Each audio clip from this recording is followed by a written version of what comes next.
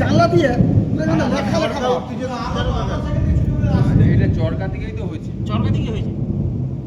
চরকাগুলো কিরকম পড়ছে না তো কি বলতে এখানে 1-2 কাটা হয়ে গেছে, সেই তারগুলো থাকলেও টেনে রেখে কিছুটা, এটা সিঙ্গেল হয়ে গেছে এই পাশটা না।